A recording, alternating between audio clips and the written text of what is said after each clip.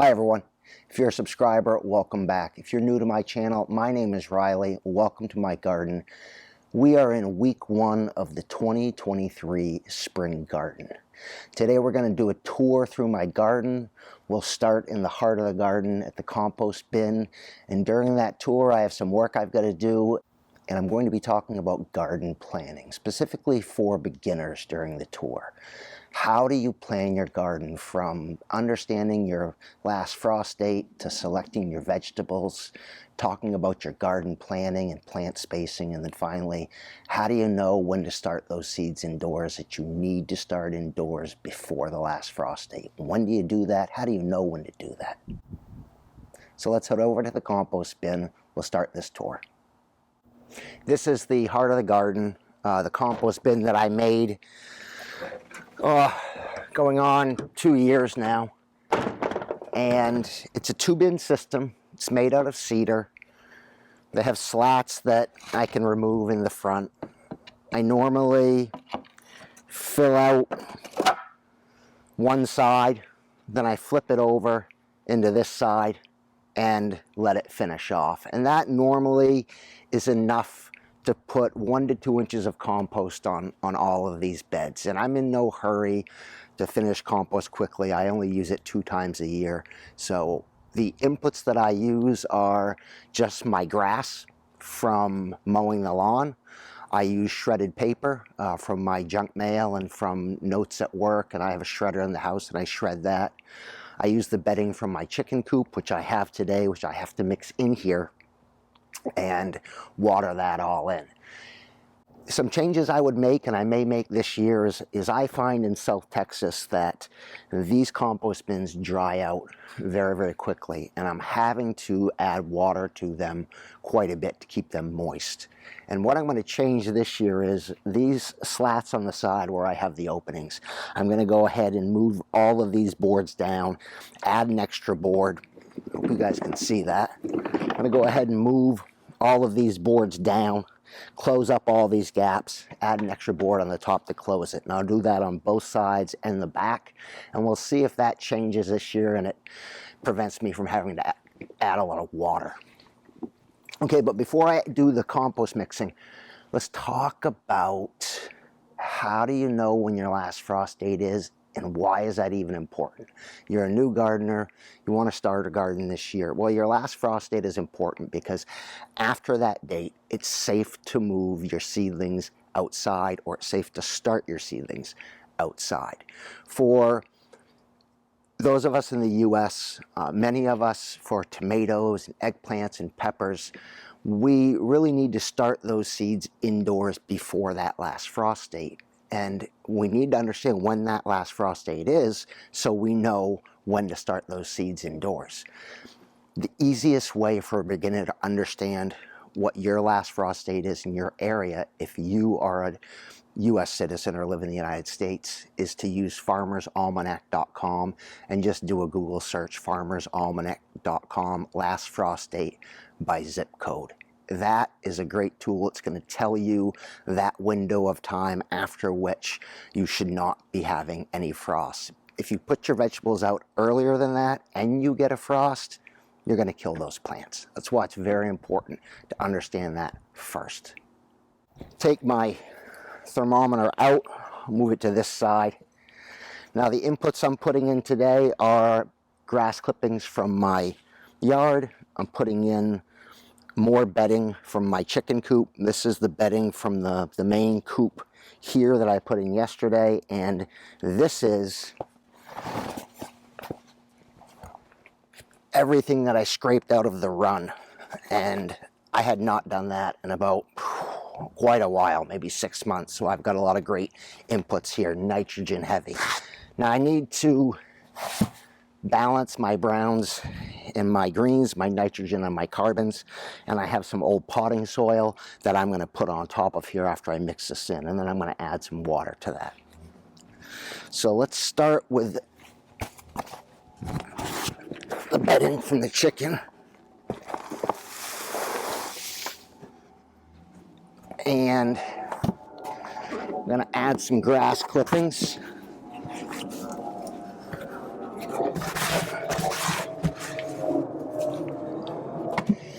And the reason, these are all nitrogens, and the reason why I put the nitrogens in first and then I put the carbons on, the browns on, is because the nitrogen, while it's composting, if it's exposed to the open air, has quite a strong smell. Putting the carbons on first really suppresses that smell. So I'm going to water this in a little bit first, then we're going to add the browns, and I need to go ask Bella if she'll stop barking at the chicken. Be right back.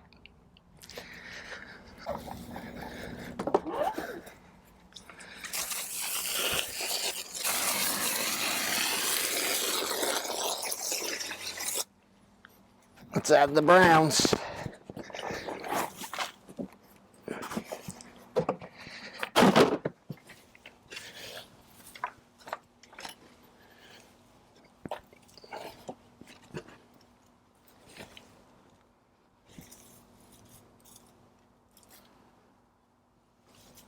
Ooh, I do not want that in my compost.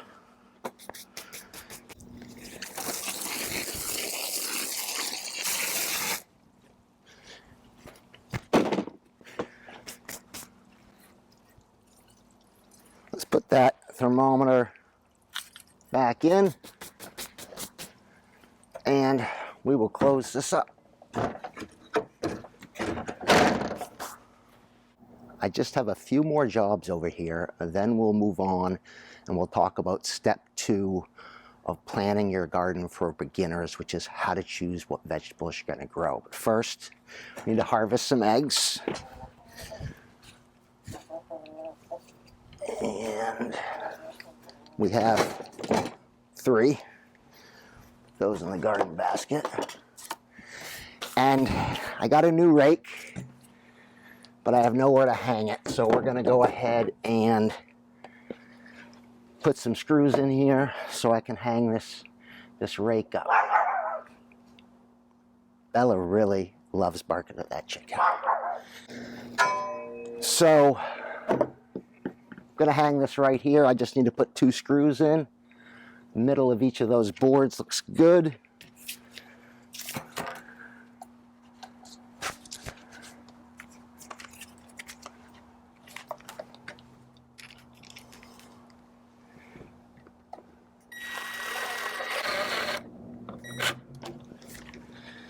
See how that works.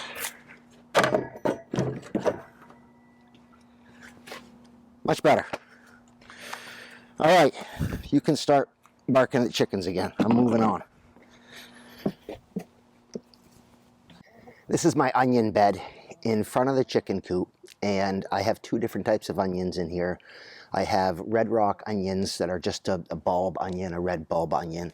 And on this side, I have spring onions. And the spring onions are going to be for my kimchi that I'll be making in about 3 weeks, 3 to 4 weeks. We've got spring onions to harvest, Chinese cabbage to harvest, carrots to harvest, daikon radishes to harvest. Those are all ingredients in my kimchi. But what I wanted to show you was the spring onion I grew, I did differently this year, and I'd never done it before. And when I grew these, I had them in seed starts, and I let them grow to about 9 inches tall in those seed starts. And then I took my dibber and I went into my soil all the way to the top of this digger. And then I just dropped those seed starts down into the bottom of that hole. I didn't fill it in with dirt. I just watered it in. I let the wind and the rain fill those holes in. And we're going to pull one to see how it worked. I should have a large blank section of this onion on the bottom of it. So let's pull one up and see how they're doing.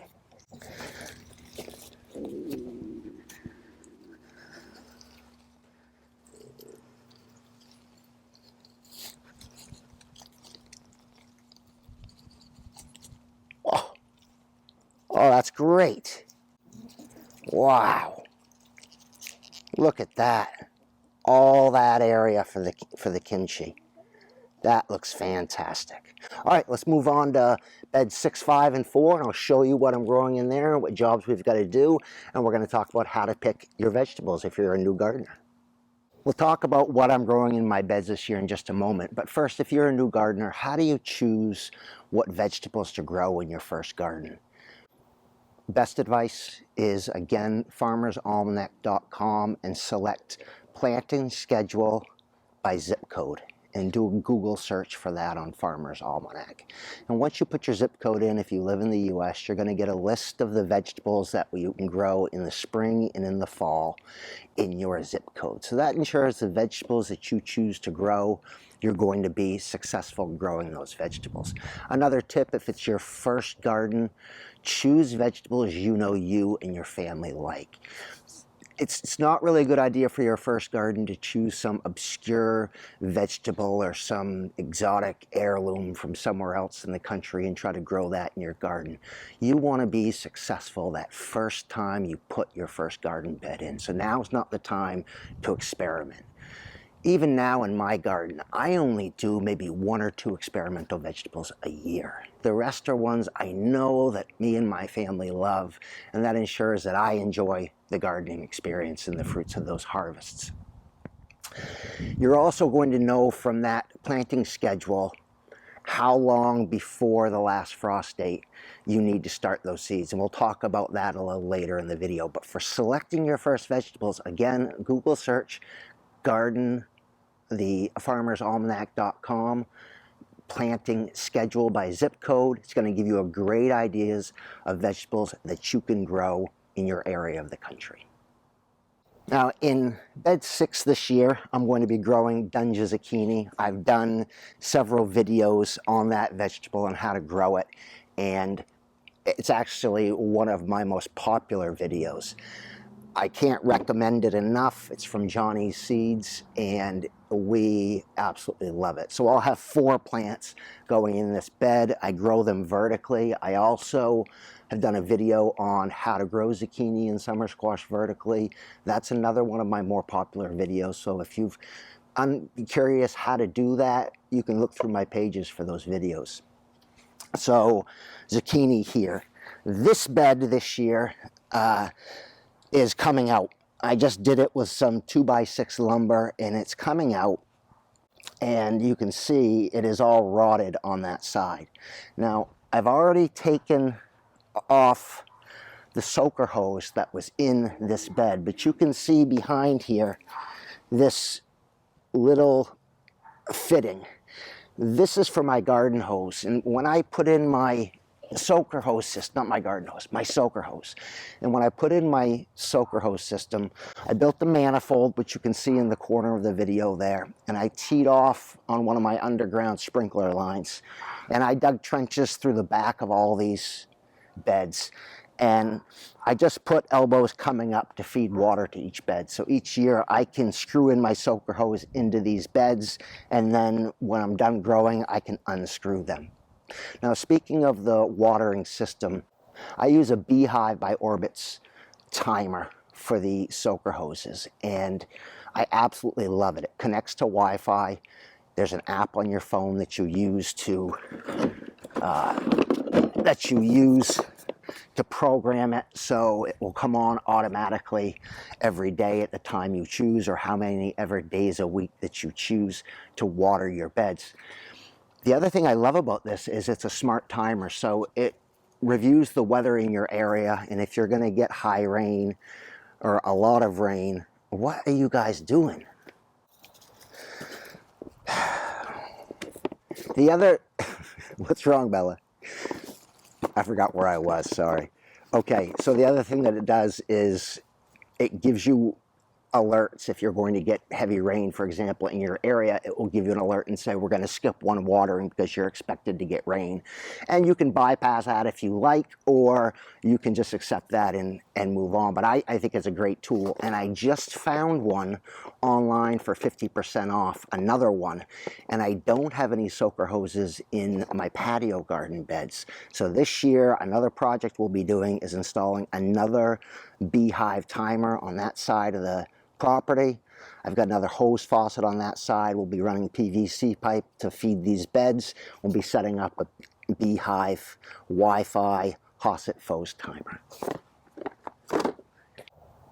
And as I said, this bed is coming out, and what's going in this bed, or what's going in its place, is a new bed that's either 2 or 3 feet by 4 feet. I may go with a 3-foot bed here if I can still get my lawnmower in between each of these beds.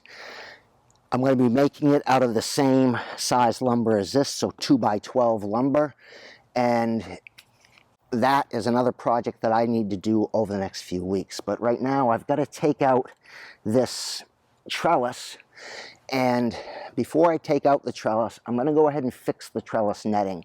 I've also done a video on how to build these trellises. It only costs about $15. They're very inexpensive and very easy to build. And let's go ahead and I'll show you when I rip this trellis, and I do that sometimes when I'm taking plants down, how I easily fix that. So I just take some twine, and all I do is I'll just do a square knot here.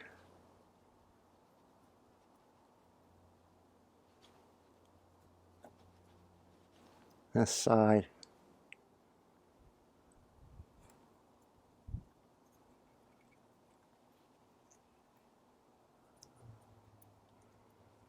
This side. There you go, it's fixed. There, job done. I'll come back and cut these off at a later date. And I just want to take this trellis out.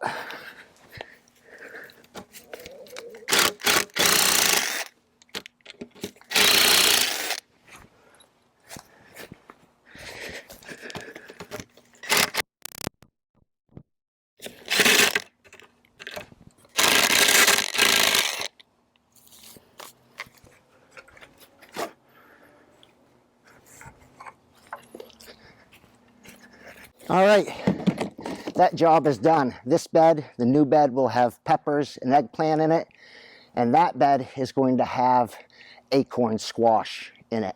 And this is an acorn squash that I have not grown before. It's also from Johnny's Seeds, and we're going to be testing that out and see how it grows in my beds. And I'm not sure if it's going to grow up the trellis or not. It's a semi-bush plant, so we're going to find out.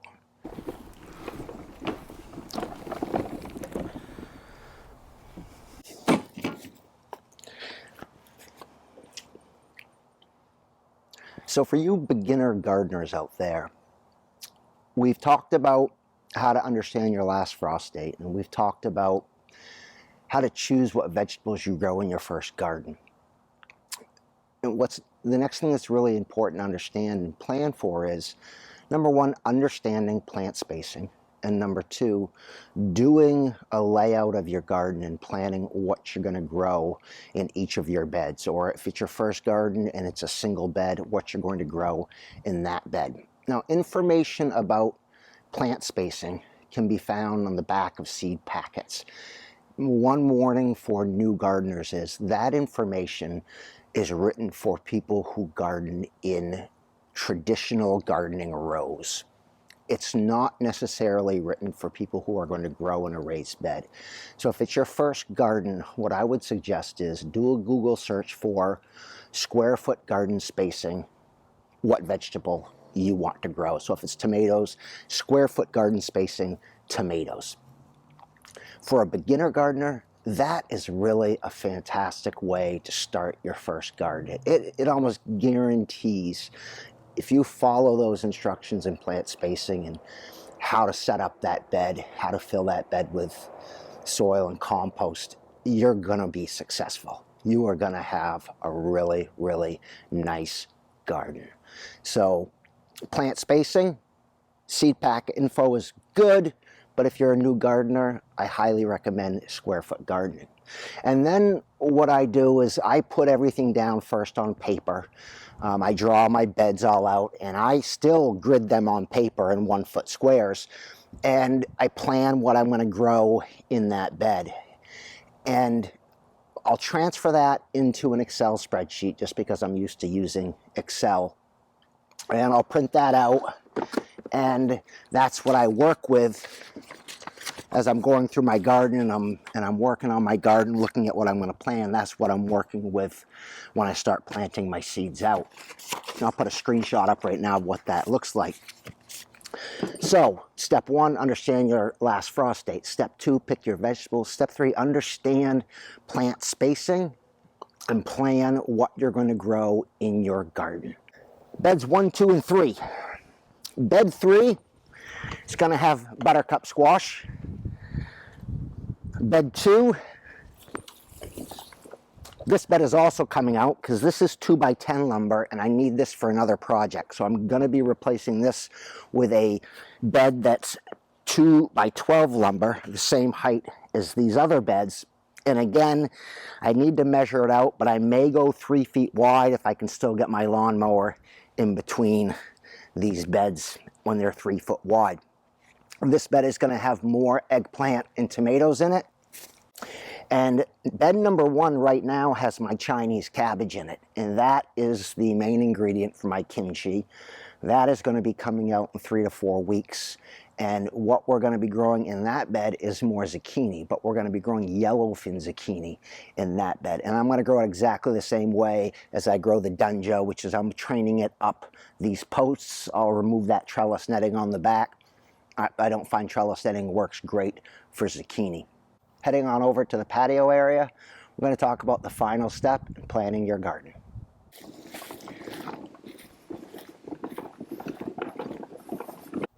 Final step in the planning process for beginners is to put all this information together into a growing plan.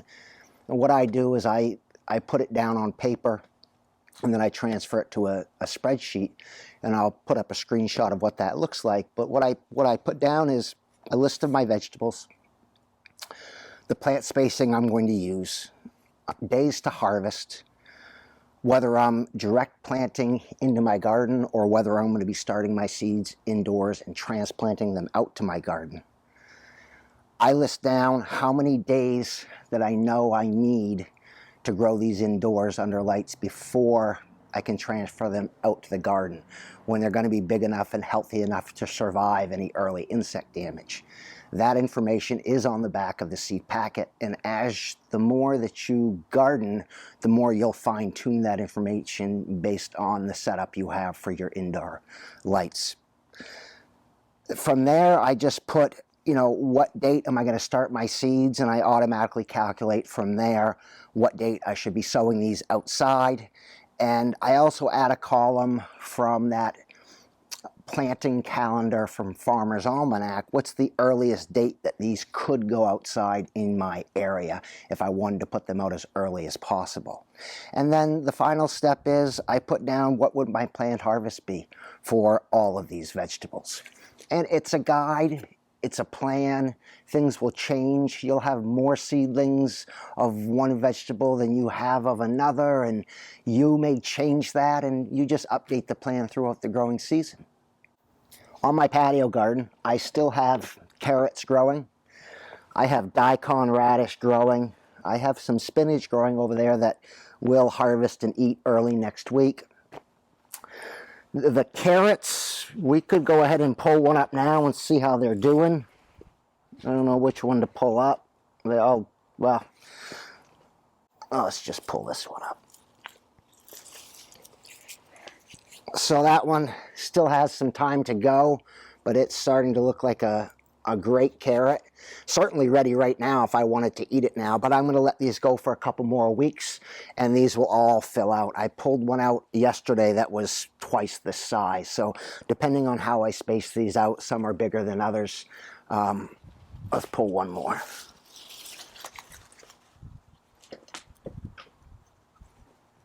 Yeah, that's about the same size. So not bad, but I'm going to let them grow a little bit longer. In this bed, I'll be harvesting all of this, and then I'll be putting down some more compost. And I'm going to be growing snap beans here, some Vortex snap beans. Here, I'm going to be growing cucumbers, and I'll be doing a video specifically on that and specifically on pest control, because one of the worst pests that I have in my area that I fight every year is the cucumber beetle.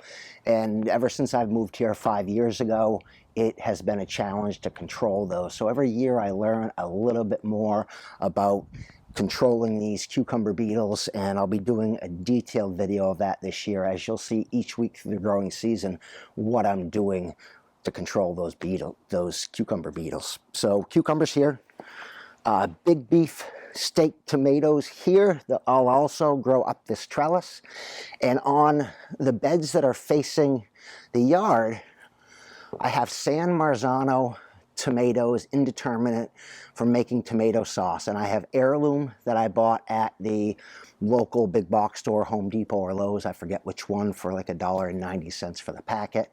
And I also have some San Marzano 2 that I got from Johnny's Seeds that I'll be growing in a side-by-side comparison. So we'll see, you know, disease control, harvest sizes, taste, everything as we harvest those and make tomato sauce. Just one more thing we need to look at in the garden before we sign off for the week. One investment I made about 1.5 years ago was a hose link water hose.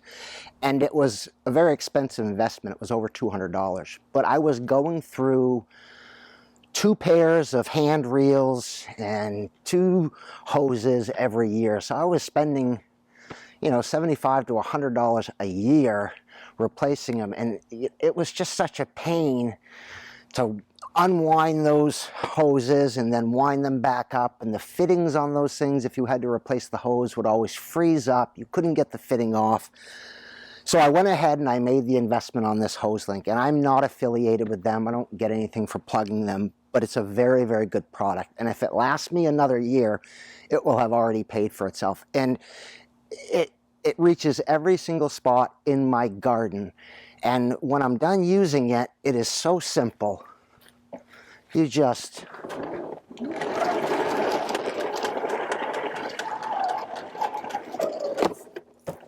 and that's it. It doesn't leak. It doesn't drip. It is such a well-engineered product. If you do a lot of gardening and you have a large garden and you need to use your hose a lot, this is a good investment. If you're going through a lot of hose reels, I highly, highly recommend it. Hey, that's it, week 1. Next week, starting tomato seeds, starting pepper seeds, starting eggplant seeds. And then the next week after that, we're going to be talking about the indoor growing system. And every week we'll be doing a tour out here also to see what's going on in the garden.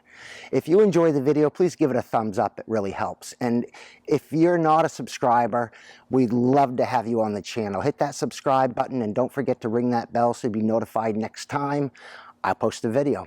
Thanks for watching.